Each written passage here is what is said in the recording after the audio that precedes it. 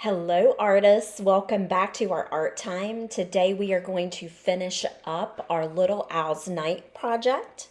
So far in the project we have drawn the owl using shapes and lines. Today we're going to add some patterns.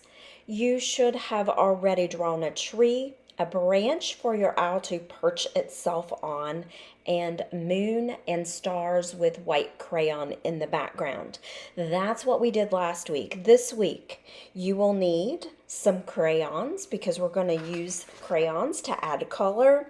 And then if you have this available, you can use some watercolors if you have that available. If not, you can use your crayons. Okay, let's go ahead and get started. The next part of our project is really where it starts to come alive. We want to start adding color to our owl project. The first thing we want to do is add some warm toned colors to the beak of the owl, to the feathers on his body. You can add a little bit to his feet, and also some leaf color to those leaves. If you would like, you can add some brown knots on the tree, and that will make it appear more lifelike as well.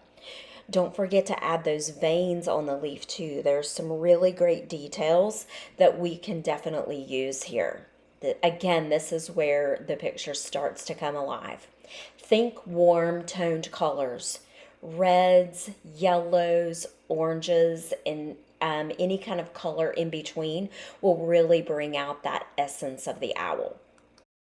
After we have applied the knots to the tree, let's add some more details to it. What we're going to do is adding some contour lines on the tree that go around those knots to show the tree bark. This is adding texture to our project together. Once you are satisfied with the amount of crayon details, it's time to paint your drawings with watercolor. Again, if you don't have watercolor, you can just continue to color with your crayons. Now, if you are using watercolor, because the crayons are waxy, they will shine through that watercolor paint, creating what we call a watercolor resist effect. Then we're going to paint Little Owl. We want to make sure to leave the outer circle of the eye white. Notice in our example, the outer circle of the eye is white. This is so that the colors will pop out and it will look lifelike. Paint the trees. We're going to paint the leaves, the appropriate colors.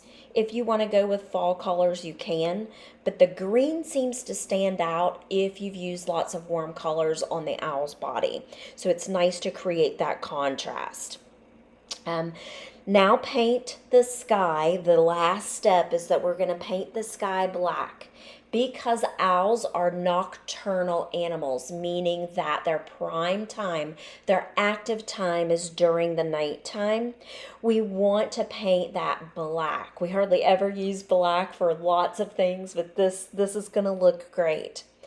If you put those white stars in the background in the other step before now, it's going to resist our black paint and those stars are really going to come out. It's going to look fabulous. Your choice whether or not to paint the moon.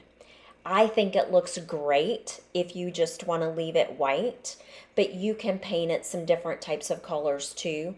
I would go with like a light yellow, or you could even do a blue moon if you wanted to. Completely up to you, or maybe just a little bit of blue in there. I can't wait to see our finished projects. Once this dries, please take a picture of it and submit it to me. I'll see you soon.